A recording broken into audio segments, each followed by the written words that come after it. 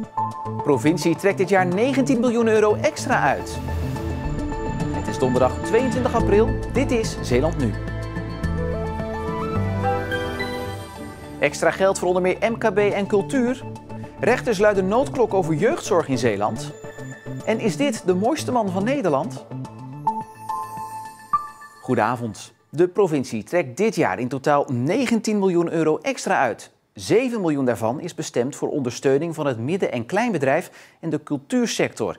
Deze sectoren hebben door de coronacrisis zware verliezen geleden. En we gaan naar Middelburg. Daar staat bij het provinciehuis Ariane Lafort. Ariane, de provincie heeft jaren van zuinig aandoen achter de rug. Waar komt dit extra geld ineens vandaan? Ja, Martijn, het ironische is dat de provincie juist door corona vorig jaar 10 miljoen euro heeft overgehouden aan projecten die niet door zijn gegaan, aan subsidies die niet zijn opgevraagd. En dat staat allemaal in de voorjaarsnota die vandaag is gepresenteerd. Nou, dat geld wat over is, gaat dus nu onder meer naar bedrijven, midden- en kleinbedrijven die juist door de coronacrisis zo zwaar getroffen zijn. Illuxtron International in Vlissingen produceert verlichtingsapparatuur. Door de coronamaatregelen kwam het bedrijf flink in de problemen. Ja, onvoorstelbaar. Van het een op het andere moment verlies je 70% van je omzet. En de productie ligt een maand stil door de sociale werkplaatsen. Ja, en dan moet je weer opkrabbelen en zien dat je alles voor elkaar krijgt en dat de klant er geen problemen mee heeft. Gelukkig kreeg Van de Vrie een lening van de provincie Zeeland. Dat was een lening tegen 3% voor een bedrag van 250.000 euro. En dat heeft ons veel geholpen. Daarnaast hebben we nog gebruik gemaakt van 2 vouchers. Eén van 10.000 euro, één van 2.500 euro voor specifieke investeringen. In de voorjaarsnota van de provincie, die vandaag wordt gepresenteerd, is opnieuw geld vrijgemaakt om ondernemers die zijn gedupeerd door de coronacrisis tegemoet te komen. In de voorjaarsnota maken we geld vrij voor aan de ene kant het Stimuleringsfonds Cultuur en aan de andere kant voor het Zeeuwse MKB. De COL-lening, dat is een lening die wordt verstrekt in het kader van de coronacrisis. En weer de innovatievouchers die we beschikbaar stellen, totaal 4,7 miljoen euro. Gaat u gebruik maken van nieuwe regelingen die er komen? Nou, we proberen nu op eigen kracht. Het gaat weer goed met het bedrijf. We moeten wel heel veel nog terugbetalen. Dus we moeten kijken of dat ook allemaal precies lukt. Maar daar gaan we alles aan doen om dat niet meer nog een keer gebruik van te moeten maken. Ariane, mooi nieuws voor ondernemers. Maar ging het in die voorjaarsnota nou alleen over coronasteun aan het MKB? Nee, er wordt bijvoorbeeld ook ruim 6 miljoen euro komt er beschikbaar voor de bestrijding van droogte in de Zeeuwse landbouw en Zeeuwse natuur door de steeds warmere zomers waar we mee te maken krijgen. En er is ook veel geld nu beschikbaar voor het Zeeuwse wegennet en het Zeeuwse openbaar vervoer. Hoe hou je bijvoorbeeld dorpen, hoe hou je die bereikbaar met het openbaar vervoer? Nou, de oplossing is, er komt meer vervoer op maat. Vervoer moet er zijn wanneer ik het nodig heb. Wanneer een scholier naar school moet. Wanneer een oudere naar de winkel of naar het ziekenhuis moet. En dat betekent dat vervoer er dan op dat moment ook is. Dat is eigenlijk de garantie die je afgeeft voor openbaar vervoer. Dus belbusjes bijvoorbeeld? Ja, je hebt veel minder vaste routes, maar veel meer het flexibele vervoer. Ariane, nu hebben we veel plannen en geldbedragen voorbij zien komen. Maar is die besteding nu ook allemaal al in kannen en kruiken?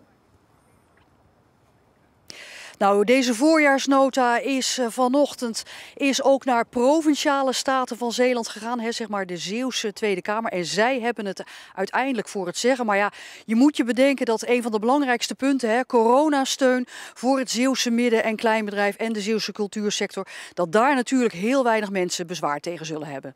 Ariane, dankjewel.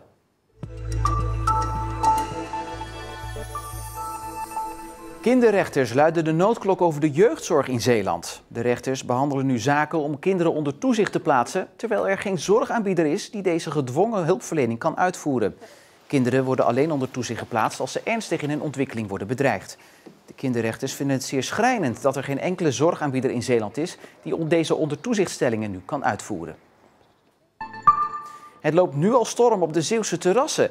Sinds de persconferentie van afgelopen dinsdag merken Zeeuwse horecaondernemers dat de animo voor een plekje op het terras vanaf woensdag groot is. Terrassen mogen vanaf dan overdag tussen 12 en 6 uur open. En ondanks de beperkte opening verwachten vooral strandpaviljoens in de meivakantie wel een redelijke omzet te kunnen draaien. Zeeuwse podia maken zich klaar voor een reeks testconcerten. De komende 3 dagen worden concerten gegeven in het Beest in Goes en de Spot in Middelburg. Met deze test wordt onderzocht of het mogelijk is om weer op een veilige manier naar een concert te gaan. Dus hopelijk dat deze test dusdanig goed gaan, dat we gewoon net als anders gewoon weer ons werk kunnen doen en open kunnen gaan. Ondanks de verplichte negatieve coronatest vooraf, mondkapjesplicht en de 1,5 meter afstand hoopt de Spot op een ouderwets gezellige avond. Dat we even met z'n allen misschien heel even vergeten in wat voor situatie we zitten en weer volle bak kunnen genieten van muziek. Een protestactie vanmiddag in Middelburg van Extinction Rebellion. Deze actiegroep zet zich in voor een beter klimaat en haalt nogal eens het nieuws met gewelddadige acties. Maar vandaag niet. De groep deelde namelijk gratis plantjes uit. Dus het is Nationale Zijdag. Dus wat we doen hier is zaadjes uitdelen en plantjes voor de bijen. Want de bijen zorgen voor bestuiving van nieuwe planten. Het is een van de eerste keren dat Extinction Rebellion zich laat zien in Zeeland. Ze willen in de toekomst meer acties gaan voeren in de provincie voor een beter klimaat. En is dit de mooiste man van Nederland? Een jury buigt zich volgende week over die vraag. Want Kelvin Doene uit Goes staat, samen met 44 anderen, in de finale van de wedstrijd Misters of the Netherlands. Oftewel de mooiste man van Nederland. Maar of hij ook kans maakt op de titel is niet zeker, want zelf heeft hij zo zijn twijfels. Het zijn allemaal hele mooie jongens, van binnen en van buiten. En ja, het ligt echt heel hoog, het niveau ligt echt heel hoog. En ja, ik weet het niet. Ik ben een nuchtere Zeeuw daarin en ook wel wat bescheiden, dus ja, we gaan het zien. Nog even afwachten dus. De finale is volgende week zaterdag in Amsterdam.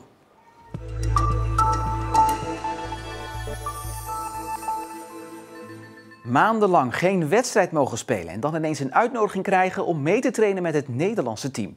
Het overkwam de 20-jarige Marino Schrijver uit Seer Hendrikskinderen. De korfballer van Top Arnhem-Muiden maakt sinds februari van dit jaar onderdeel uit van het talentteam NL.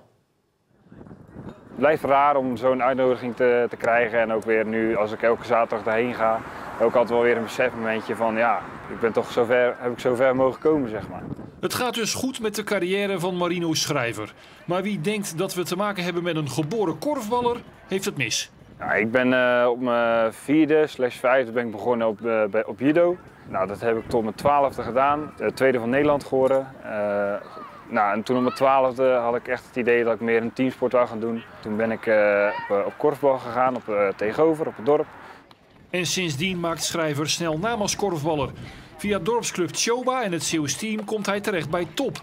In Arnhem-Muiden is men niet verbaasd over de oranje uitnodiging. Nou, hij is natuurlijk nog een jonge vent. En ja, hij is dit seizoen gestart in de senioren. Wel gelijk op het hoogste niveau wat je op het veld kan spelen. Daar kun je een uitnodiging verwachten natuurlijk. En ja, ik denk dat hij daar past. Het 20-jarige korfbaltalent noemt zichzelf geen specialist. Hij wil zich juist op verschillende onderdelen ontwikkelen. Ja, allround. Goed, ik heb natuurlijk mijn lengte enorm mee, dat scheelt heel erg. Dus ja, goed, ik schiet natuurlijk de bal makkelijk weg. Ik heb een grote stap naar achter, dus dat is ja, lekker om te hebben. Maar goed, met mijn lengte kan je mij ook onder de paal zetten om te rebounden. Of ja, weet je, alle rollen kan ik eigenlijk wel vervullen. Marino is denk ik een echte aanvaller. Maar ik zie hem nu toch ook wel steeds meer ja, andere rollen vervullen. En ik denk dat dat ook belangrijk wordt in zijn vervolg in de senioren. Want Schrijver mag dan sinds kort Jong Oranje International zijn. Voor een vaste plaats in top 1 wordt meer dan dat gevraagd. Als je uit de A-junioren komt, dan heb je als heer toch te maken met fysieke kracht die je niet gewend bent. Dat zijn pittige duels en ja, daar zal hij zich echt in moeten vast gaan bijten. Ik krijg ook vanuit het eerste team ook heel veel advies, tips. Ja, hoe je beter kan worden en wat er nog bij mij mist. Ik zie hem daar al in de goede kant op bewegen, dus ik heb er wel veel vertrouwen in dat hij dat voor elkaar gaat krijgen. Ja, daar zal ik heel veel mee moeten gaan doen, hard voor werken, kijken waar het me brengt.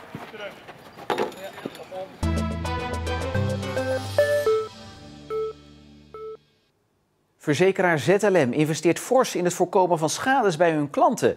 Want naast hun hoofdkantoor in Goes wordt druk gebouwd aan een veiligheidspark. Waar bijvoorbeeld trainingen kunnen worden gegeven om veilig te leren rijden met een caravan. Het terrein van de Zeeuwse verzekeraar is uitgebreid met 10.000 vierkante meter en onder meer dit oude veilinggebouw. Het werk is net begonnen en aan het eind van dit jaar moet het veiligheidspark er liggen. In het oude veilinghuis wordt een veiligheidsgebouw gemaakt voor ZLM-klanten, maar we willen het ook eigenlijk veel breder uitventen, namelijk ook voor organisaties die alles met veiligheid te maken hebben. En dan met name veiligheid thuis en onderweg. Dus alles wat te maken heeft met brand en inbraak thuis, maar onderweg, mobiliteit, dan kan je denken aan auto's, aan caravans, aan campers, fietsen, scootmobielen, noem het maar op. En we willen eigenlijk het gevoel van veiligheid, onder andere door het gebruik van dit gebouw, willen zoveel mogelijk stimuleren bij de mensen, klanten, maar ook niet-klanten. En hier worden straks onder meer campertrainingen gehouden om schades te voorkomen. Uiteraard is dat voor ZLM ook belangrijk. Hè? Hoe minder schades, hoe lager de premie. Maar als je een keer een brand hebt meegemaakt of als je een keer een ernstig ongeval hebt meegemaakt, alle ellende die daarbij hoort, ja, dat wil je gewoon voorkomen. En daar gaat het ons om. Volgens de verzekeraar moet het dé plek worden in Zeeland voor preventie en veiligheid. En of dat zo is, horen we van Niels Schuurbiers. Niels, de verzekeraar deed natuurlijk al een poosje aan preventie. Waarom hebben ze daar nu ineens een park voor nodig? Ja, ze willen dat preventieprogramma nog groter gaan maken dan dat het al was. En op deze manier kunnen ze het allemaal naast hun hoofdkantoor gaan doen. En hoeven ze dus geen terreinen meer in de buurt te gaan huren. En met die hal die ze gaan verbouwen, kunnen ze bij slecht weer het zelfs naar binnen verplaatsen. Dus toen het terrein van de buurman te koop kwam, zagen ze dat echt als een buitenkans om dit te gaan doen bij ZLM. Ja, dat snap ik. Maar ik denk ook dat mensen thuis nu denken, hey, ik ben verzekerd bij ZLM. Wie betaalt het allemaal? Nou, als we ZLM mogen geloven, dan kost dat de consument helemaal niets. Betalen ze het uit opgebouwd vermogen uit beleggingen. Dus dat zou voor de consument dus niets uit moeten maken. Daarnaast vinden ze het ook belangrijk om aan het milieu te denken en wordt er zoveel mogelijk circulair gebouwd. We proberen zoveel mogelijk circulair te bouwen. En dan maken we gebruik van de bestaande faciliteiten die we al hebben, of in ieder geval zoveel mogelijk. En daar waar we echt noodzakelijk toch nieuwe attributen nodig hebben of materialen, proberen we dat zoveel mogelijk bio-based te doen. En op deze manier proberen we de ecologische footprint zo klein mogelijk te houden. Deze oude boom moest weg, maar ondersteunt nu het dak. En dit oude wegdek wordt later vermalen om als fundering voor een nieuwe bestrating gebruikt te worden. En dit huis wordt straks geïsoleerd met oude spijkerbroeken. Ja, spijkerbroeken. Normaal gesproken gaan die verloren. En nu hebben we nog een hele nuttige hergebruik daarvan. Want die isolatie wordt inderdaad met kapotte oude spijkerbroeken die al weggegooid worden. Die worden opnieuw gebruikt om te isoleren. Kijk, weet je ook weer waar die blijven. Niels, als ik het zo zie, moet er nog een hoop gebeuren. Wanneer is alles klaar? Nou, het gebouw uit dat laatste filmpje, dat moet komende zomer al klaar zijn. Kan ZLM dat zelf gaan gebruiken. En zoals we eerder al hoorden, moeten het andere bouwwerkzaamheden eind van dit jaar klaar zijn. Dus dan kunnen de eerste cursisten die kant op. Maar dan is het nog niet klaar met de bouwplannen van ZLM. Op dat vergrote terrein willen ze ook nog een nieuw kantoorgebouw erbij gaan zetten. Maar dan hebben we het echt pas over een paar jaar. En dan zien we je ongetwijfeld weer terug. Dankjewel, Niels. Het was een zonnige en droge dag vandaag, maar het werd niet warmer dan 12 graden. Maar uit de wind was het nog prima vol te houden. Morgen dan doen we het er nog gewoon een keer dunnetjes over. Wel met wind en dat blijft naar verwachting de rest van het weekend ook zo. En tot zover Zeeland nu voor vandaag. Maak er nog een mooie avond van.